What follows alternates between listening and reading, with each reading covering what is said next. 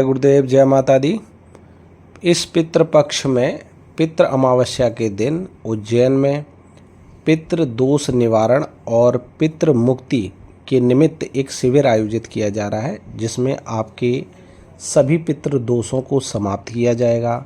किसी भी प्रकार का पितृ बंधन है तो उसको काटा जाएगा और पितरों को के निमित्त बहुत से ऐसे कार्य होंगे जिसके माध्यम से पितृ पूर्ण तृप्त होंगे और साल भर आपको पूर्ण लाभ की स्थिति में वो रहेंगे।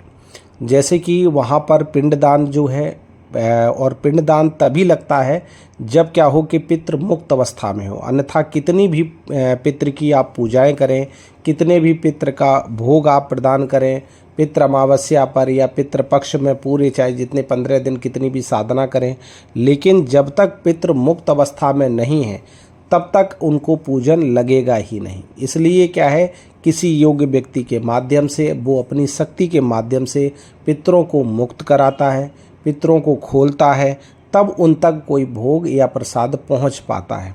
तो यहाँ वही प्रक्रियाएं हैं कि जो लोग अपने पितृ दोषों के लिए बड़ी बड़ी साधनाएं अनुष्ठान करा चुके हैं, गया में जाकर भी पितृ तर्पण वगैरह जो भी करवाना है वो करवा के आ चुके हैं, लेकिन फिर भी उनको कोई लाभ नहीं मिला, ऐसे लोग बिल्कुल आप इस जो है शिविर में शामिल हों और यहाँ पर हर प्रकार के पितृ दोषों को बिल्कुल जड़ से समाप्त किया जाएगा। क्योंकि यहाँ पूरी तरीके से पिंडदान किया जाएगा, यहाँ महायज्ञ किया जाएगा, पूरी रात्रि हवन चलेगा, जिसके माध्यम से पितरों को मुक्त किया जाएगा। उनके निमित्त एक जो है भंडारा किया जा रहा है उज्जैन के अंदर, जो साधु संतों को भोग कराया जाएगा और जो है कई लोगों के जो गरीबों को और कई प्रकार के जो लोग हैं उनको भोग प्रसाद वगैरह दिया जाएगा। और वहाँ पर जो है एक जो इनके निमित्त ये प्रयोग होंगे, प्लस जो है गौशालाओं में जाकर उनको जो है अन्न दान वगैरह दिया जाएगा और जो हरी घास वगैरह है वो उनको दी जाएगी। तो जिसके माध्यम से क्या है कि ये सब कार्य जो है पितरों के निमित्त होगा, लेकिन ये सब कार्य लगेगा तभी आपको जब आपके पितृ बंधनों से मुक्त होंगे, पितृ जब खुले होंगे, तब जाकर इनकी स्थिति जो है वो सुदृढ़ होगी और ये भोग प्रसाद को ग्रहण कर पाएंगे। तो जो लोग पितृ पक्ष में पितृ पूजन कर रहे हैं वो लोग अगर पूरा जैसे पूरे कोई 15 दिन भी पूजन करता है, तो जो लोग भी अपना पूजन कर रहे हैं वो अपना करते रहें, लेकिन आप इसमें शामिल जरूर हों। जो लोग भी अपने ग्रुप में जुड़े हैं उन सबसे निवेदन है कि आप सभी लोग जो है इसमें ज़रूर जुड़ें। और अगर जो लोग वहाँ पर नहीं आ सकते तो वे लोग अपना क्या है, अपना नाम और गोत्र और अपने माता पिता का नाम और स्थान जो है जन्म स्थान वगैरह वो अपना लिखकर अगर भेजेंगे तो उनके नाम से पूजन बाकायदा किया जाएगा और उनको वो उसकी रिकॉर्डिंग कर दी जाएगी, बता दिया जाएगा। क्योंकि वहाँ सब चीज़ें जो है वो क्या है वीडियो पर रिकॉर्ड करके आप लोगों को उनसे जोड़ा जाएगा, अवगत कराया जाएगा और हवन के समय सबको लाइव लिया जाएगा। तो वो लोग भी अपनी प्रार्थनाएं वगैरह कर सकते हैं जो लोग नहीं आ सकते। तो उसके निमित्त जो है इतने सब कार्य के निमित्त, जैसे गौओं के लिए जो भोग प्रसाद है वो, और क्या नाम जो है भंडारे के लिए है और हवन है, इन सब के निमित्त जो है एक छोटे से खर्चा वो जो अपना हर समय रहता है वही लगेगा कि जो सभी शिविरों का जो खर्चा रहता है वही, लेकिन उसमें हम लोग ये भंडारा शामिल नहीं था। लेकिन अगर जो कोई भंडारे के लिए अलग से कुछ करना चाहे तो वो कर सकता है, नहीं तो उतना ही कर देगा। तो उसमें हम लोग क्या है कि एक उनके निमित्त जो है पूर्ण पूजन विधान कर देंगे। उस पूजन विधान का आप देखेंगे कि साल भर आप पूरी तरीके से लाभ उठाएंगे। और क्योंकि हर साल पितरों का पक्ष होता है, पितरों के का मान सम्मान और पितरों का जो है भोजन प्रसाद देना पड़ता है। इसके निमित्त क्या है उनकी ऊर्जा जो है बढ़ती है और जिसके लाभ आप लोगों को प्राप्त होते हैं।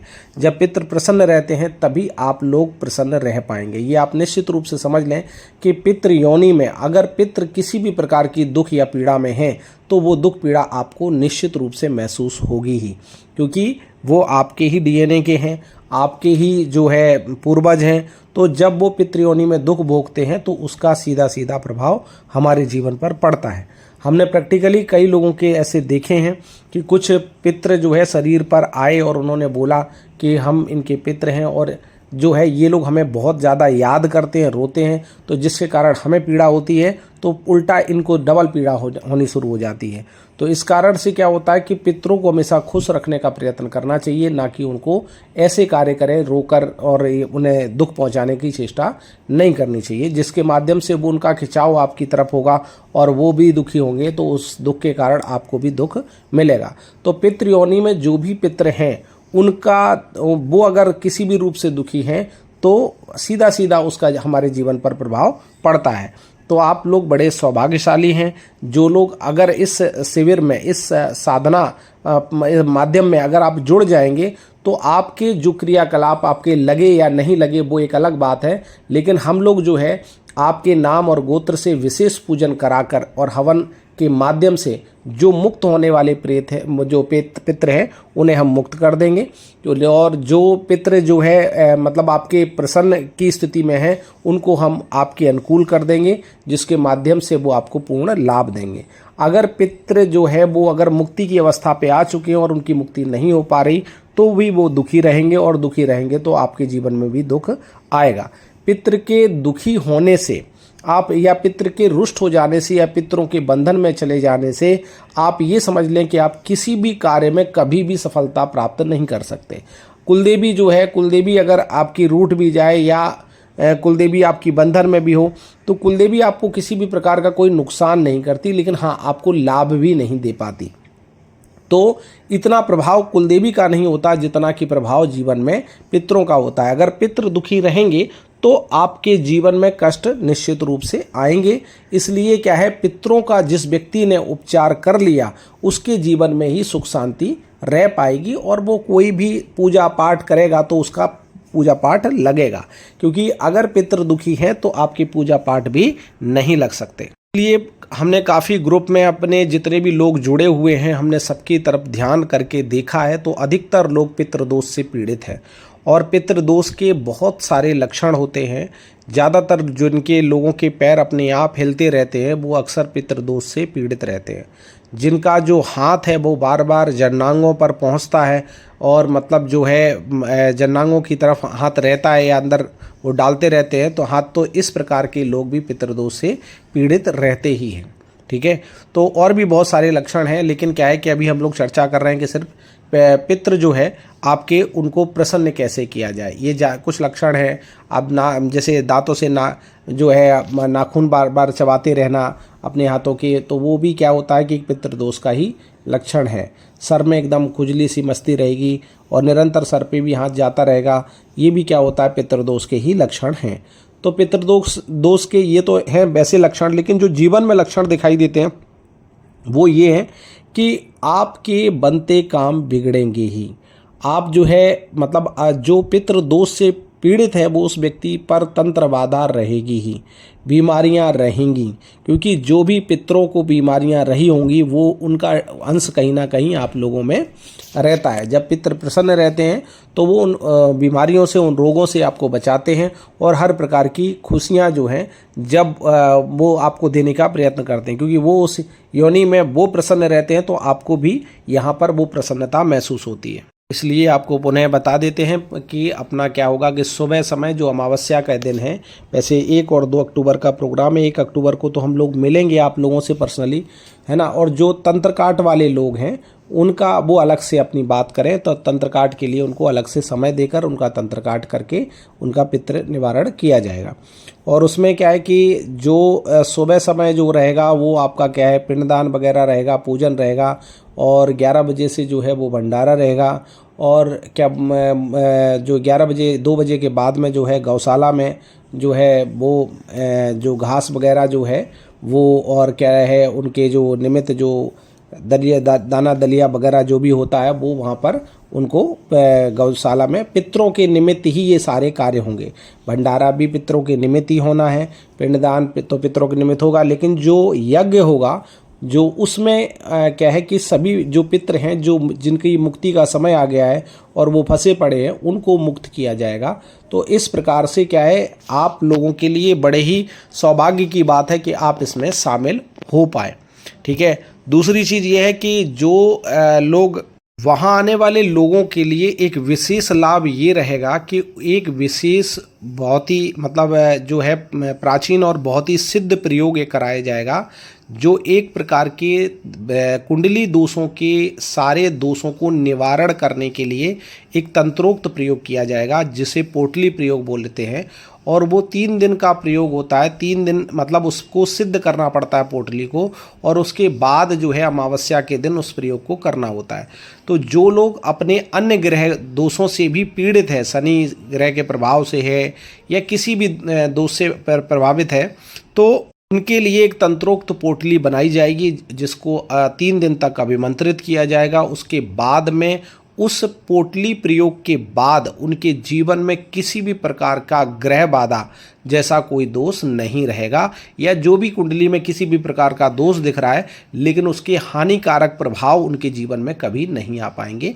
ये वहाँ आने वालों को ही लाभ हो सकता है, क्योंकि जितने लोग आएंगे उन्हीं के हिसाब से वो पोटलियाँ तैयार की जाएंगी। तो शुल्क जो है आपकी वही 5100 रुपये जो पहले हर शिविर की रही है वही लगेगी, ठीक है ना। लेकिन अब इसमें भंडारा थोड़ा एक्स्ट्रा बढ़ रहा है, तो इसमें अगर कोई व्यक्ति अपनी तरफ से योगदान करना चाहता है तो ठीक है।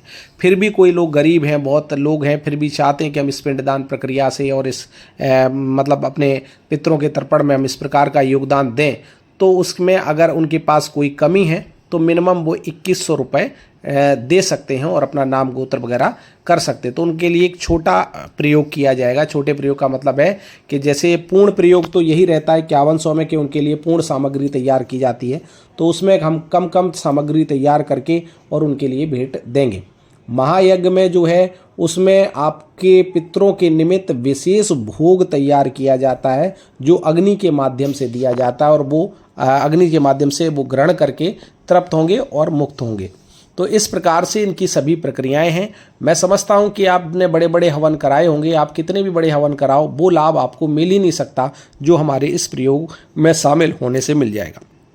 आप वहां नहीं आ पाते हैं, लेकिन आप इतनी दक्षिणा देंगे तो आपके निमित्त आप जो है पूर्ण लाभ पाएंगे। आप सोच सकते हैं कि अगर आप घर में आप किसी ब्राह्मण को बुलाएं और आप वहां पर कितना खर्च करेंगे तब भी वो लाभ नहीं मिल पाएगा आपको। कोई भी 2 ब्राह्मण आकर अगर आपके यहाँ छोटा मोटा वन पूजन भी कर जाएं तो भी क्या है, कोई गारंटी नहीं है कि उसका लाभ आपको मिल ही जाए। लेकिन क्या है, यहाँ 100% आपको लाभ मिलना ही है। तो अगर आप जुड़ेंगे, हमारा तो ये क्या है कि लोक कल्याण के उद्देश्य से ही हम सब कार्य कर रहे हैं, तो जब हमारा तो हमें करना ही था, तो हम सबको अब जोड़ कर रहे हैं, जिसके माध्यम से क्या हो, एक बड़ी ऊर्जा क्रिएट हो, एक बड़ा कार्य हो, जिसके माध्यम से अधिक जो ऊर्जाएँ हैं वो तृप्त हो सके।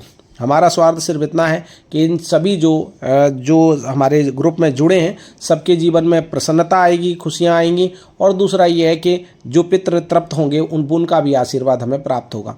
तो इससे के निमित्त आप सबको हम जोड़ने का प्रयत्न कर रहे हैं, क्योंकि ग्रुप में सब लोग जुड़ते हैं तो हमारी सब पर नज़र जरूर रहती है। तो नज़र में हम देख रहे हैं कि अधिकतर लोग पितृदोष से पीड़ित हैं, जिसके कारण उनके किसी भी प्रकार में कार्यों में मन नहीं लग रहा है, आलस भरा पड़ा हुआ है, कोई भी कार्य जो है करने का मन ही नहीं करता, एक जगह बैठे रहने का मन करता है, एकांत का मन करता है, किसी भी कार्य को करने का मन नहीं करता। कोई कार्य दे दे तो एकदम झंझलाहट सी और चिड़चिड़ापन सा आ जाता है। धीरे धीरे उनके अंदर रोग बढ़ते चले जा रहे हैं, और वो ये सभी लक्षण जो है पितरों के हैं और तंत्र के हैं। तो जब पितृदोष